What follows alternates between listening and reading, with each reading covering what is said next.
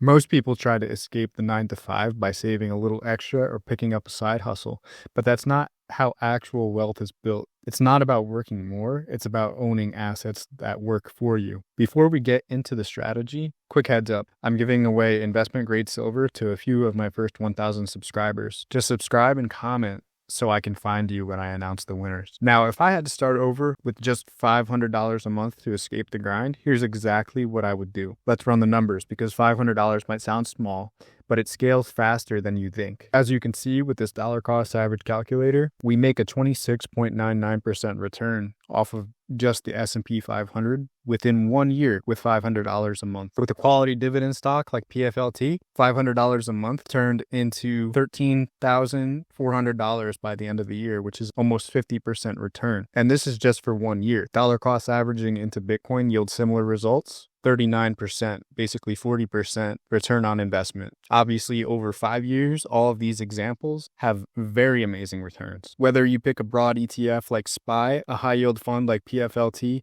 or even just stack Bitcoin or silver, the secret is consistency. Compound interest doesn't ask how smart you are. It just needs you to show up every month. But here's the real kicker. I didn't even stick to that basic plan. I found a shortcut and it changed everything. I started with dividends too. It feels good to get paid every month, but at some point I realized I could position my money smarter and scale faster. Dividends are predictable, but growth assets, like certain cryptos or undervalued stocks, offer exponential upside.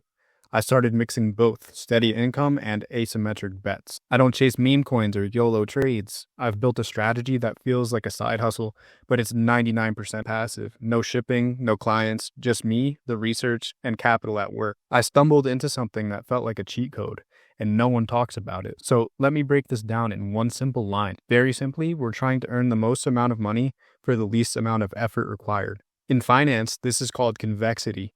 When small inputs produce big outputs. That's what happens when you find an asymmetric bet, something where your downside is limited but your upside is explosive. That's what I look for now. And to size those bets, I use things like the Kelly criterion, a formula that tells you exactly how much to risk for maximum growth. Risk-adjusted return structuring is an option for this.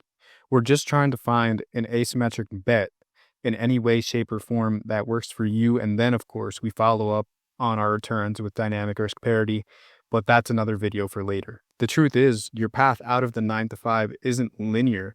It's exponential, but only if you play the right game. I didn't need to grind. I needed to study capital efficiency and positioning.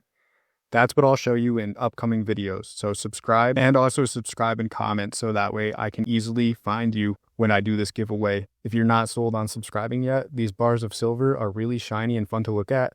And on top of that, they're an investment.